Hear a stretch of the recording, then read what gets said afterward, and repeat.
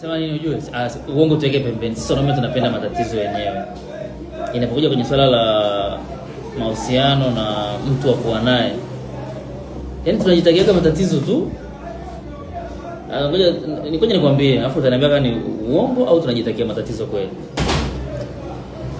Wanawake wako kibao, sisi tunaondoka na wako mbao kabisa kwenye cycle yetu, na wako na tuhitaji vile vile tulivyo, na uchumi wetu vile vile, na level zetu vile vile.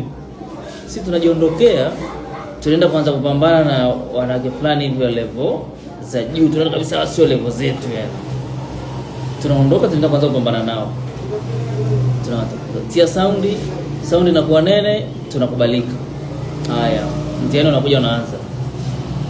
Hatuwezi kuwahudumia. Hatuwezi kuwapatia vile ambavyo wanavitaka. Hatuwezi kuwapeleka kule ambavyo wanataka. Mwisho wa siku tunaanza kulalamika, wanawake bana siku hizi wana tamaa, wanawake siku hizi wanapenda sana hela, wanawake siku hizi wanataka vitu ambavyo hata baba zao hawana. Mwisho wa siku ni sisi wenyewe ndio tuna matatizo. Sisi wenyewe ndio tumejitakia.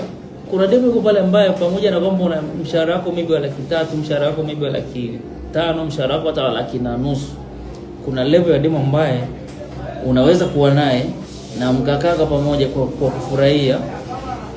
Mkaenda sehemu yenu mkakaa kwenye sijani kwenye ile level ambayo wote mko na mnakubaliana na mkaanza labda kama ni kupanda pamoja.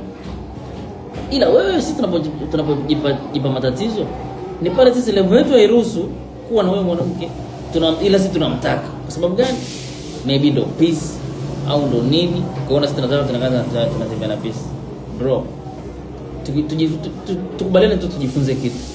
Tuwe na aina ya wanawake ambao ni level zetu, tutakaoweza kuhudumia na watakaoweza kufurahi na zile huduma tunazowapatia kulingana na level ya maisha yetu au level ya uchumi wetu, na maisha yatakuwa very smooth.